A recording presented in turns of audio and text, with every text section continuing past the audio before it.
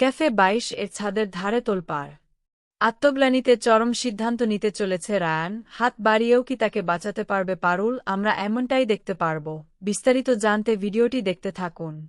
পারুল রায়ানকে পাশে নিয়ে এক নতুন লড়াইয়ের জোরালো অঙ্গীকার প্রকাশ করেছে। যারা এতদিন রায়ানকে নানাবেগে কষ্ট দিয়েছে তাদের প্রত্যেককে উপযুক্ত শাস্তি দেওয়ার কড়া হুঁশিয়ারি দেয় সে। এর পরপরই সবাইকে অবাক করে দিয়ে মল্লারকে ঘরবাড়ি নতুন করে সাজানোর নির্দেশ দেয় পারুল।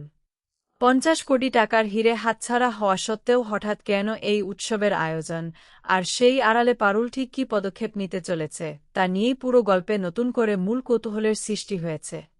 পারুলের নির্দেশ মেনে সেই অভিযুক্ত ৫ জন ব্যক্তি বাধ্য হয়ে রায়ানের পায়ে ধরে ক্ষমা প্রার্থনা করে।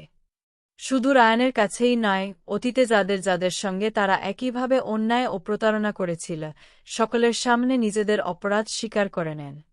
পুরো ঘটনাটির একটি ভিডিও রেকর্ড করা হয়, যেখানে তারা নিজেদের সমস্ত কুকীর্তির কথা খোলামেলা স্বীকার করে নেওয়ার পাশাপাশি রায়ানের কাছে আনুষ্ঠানিকভাবে ভুল স্বীকার করতে বাধ্য হয়। সব দেখে রায়ান তার এতদিন চেপে রাখা কষ্টের কথা সকলের সামনে তুলে ধরে।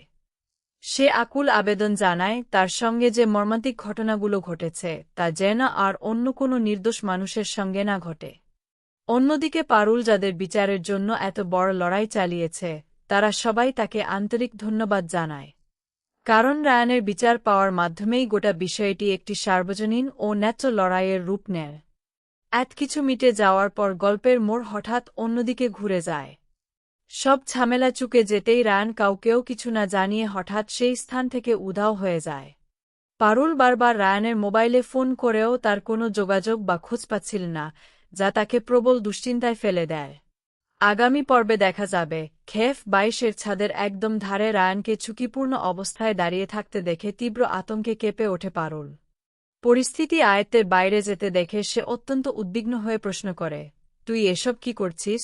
জবাবে রায়ানের গলায় ঝরে পড়ে তীব্র অনুশোচনা। সে জানায় পারুলের সঙ্গে প্রতিনিয়ত খারাপ ব্যবহার করার পরেও পারুল যেভাবে তাকে ভালোবেসে গেছে, সেই নিঃস্বার্থ ভালোবাসার সামনে তার নিজের অপরাধবোধ ও ভুলগুলো আরও স্পষ্ট হয়ে উঠেছে। সে এটিকে তার অপরাধের প্রায়শ্চিত্ত হিসেবেই মনে করছে।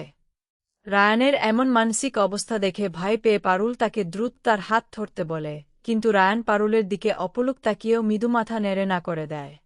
জীবনের এই কঠিন মুহূর্তে পারুলের ভালোবাসার আসল পরীক্ষা, যেখানে রায়ানের এই দূরত্ব তৈরির চেষ্টাকে সে কিভাবে সামাল দেয়, সেটাই দেখার অপেক্ষা।